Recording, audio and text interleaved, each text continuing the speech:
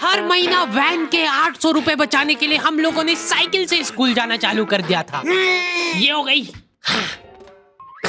चार लौंडे थरथराती ठंड में साइकिल से स्कूल जाते हैं, ब्लेजर, टोपा, मफलर बांध बुंदा के। एक तो ये ब्लेजर बहुत अजीब था हमारे स्कूल का। 2 जेब थी हमारे ब्लेजर में और 2 ही अंदर की साइड थी। हमारे स्कूल वालों को लगा कि बाहर जेब का क्या ही यूज हो सकता है, इसलिए उन लोगों ने बाहर जेब ही नहीं दी। क्या करूं मैं इस जेब का? ठंडी लग रही है तो हाथ अंदर वाली जेब में ही डाल के चलना पड़ता था। कोनी से साइकिल चला के आते थे हम लोग स्कूल। सबको ऐसा लगता था कि हम लोग अपाहिज हैं। और फिर एकदम से हम लोग हाथ बाहर निकाल लेते थे।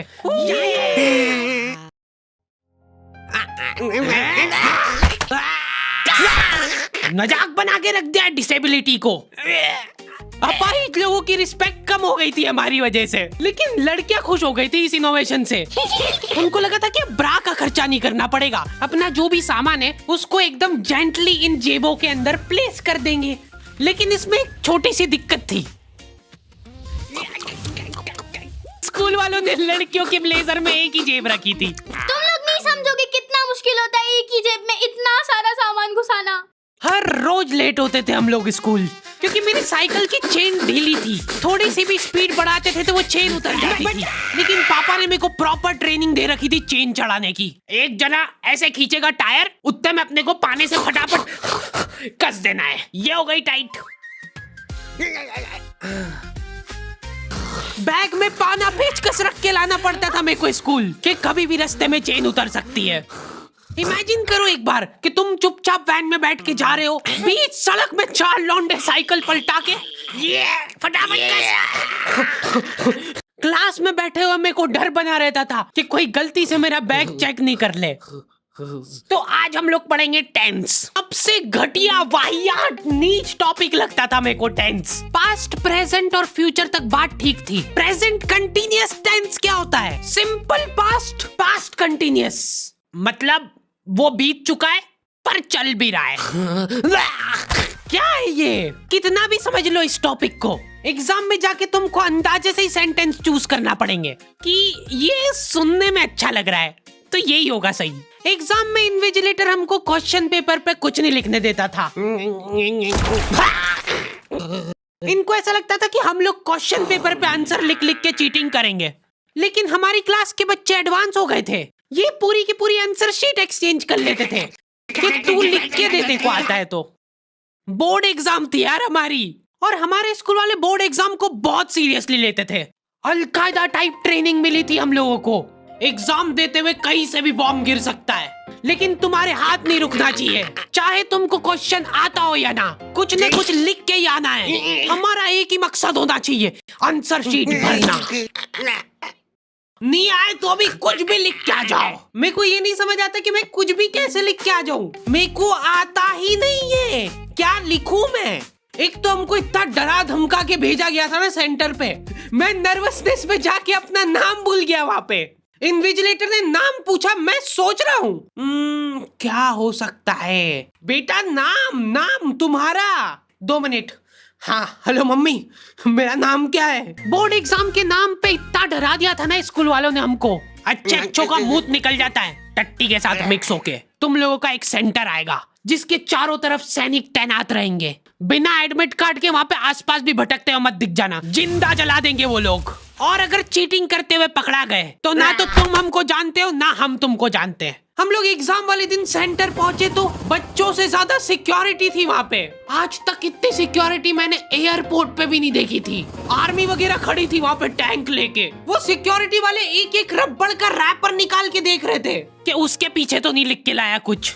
क्या लिख लूंगा मैं इतनी सी जगह में? लिख भी लिया तो मेरे को ही समझ नहीं आएगा कि क्या लिखा है। कुछ चीजों का मेरे को लॉजिक ही समझ नहीं आया था कि तुम नंबर वाली घड़ी पहन के नहीं जा सकते हो, पहनना है तो कांटे वाली पहनो। उनको शायद शक हो गया था कि ये सारे लोग एक साथ कोऑर्डिनेशन करके बम नहीं फोड़ दे। उधर एक बच्चे की घड़ी का अलार्म बज गया और वो बजता भी बॉम्ब के टाइमर जैसा है। अलकायदा जिंदाबाद। जिस पाउच में तुम सामान ला रहे हो वो भी ट्रांसपेरेंट होना चाहिए। मेरे बैग में से इनको पाने पेचकस मिले थे, क्या जवाब दूं मैं इसका कि क्या यूज में आते हैं ये? उनको वहाँ पे डेमो करके बताना पड़ा कि ये यूज में आता है ये सब आइटम। फिर बाकी बच्चों ने भी कंफर्म करा कि हाँ देखा तो है हमने इनको रास्ते में ये हरकत करते हुए। ये सब देख के उन्होंने मेरे पाने पेचकस तो हाथों हाथ नाली में फेंक दिए थे। हमारे एक साथी की जेब में से ड्रग्स बरामद हो गए थे। अरे ड्रग्स नहीं है, ये इनहेलर है। इसको ऐसे सूंघते हैं, नाक बंद होती है तो नाक खोलने के बाद भी अगर तुम इनहेलर को पूरी ताकत से सूंघते हो, आंखें दिमाग में ठंडक हो जाएगी तुम्हारे।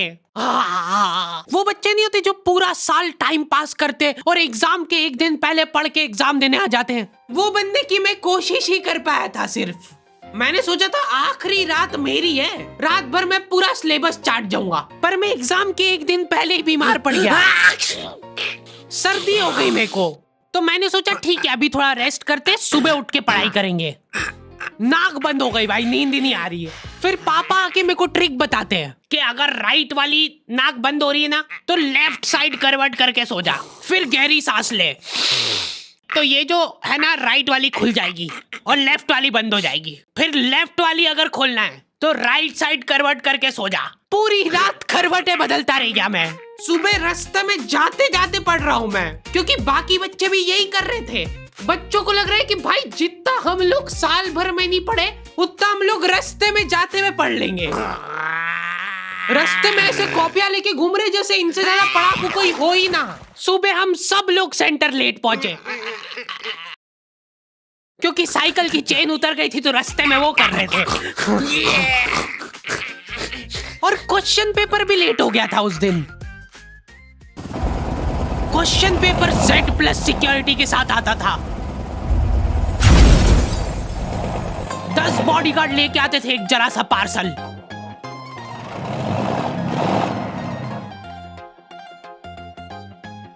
और फिर देने के बाद बोलते थे ये असली पार्सल नहीं है। असली नहीं है तो जोर से भी बोल सकते हो, ये असली पार्सल नहीं है। ये लोग पता नहीं किसी को तो गुमराह करने की कोशिश कर रहे थे। इनको डाउट था कि इतनी सिक्योरिटी के बाद भी कोई पेपर चोरी कर लेगा, तो ये लोग इतनी सिक्योरिटी में नकली पेपर लेके आए।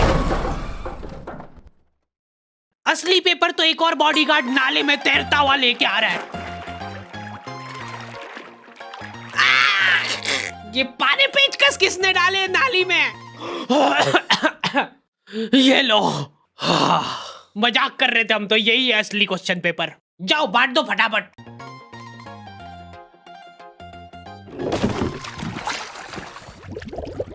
ये अपना आपस में एक दूसरे को गुमराह कर रहे थे।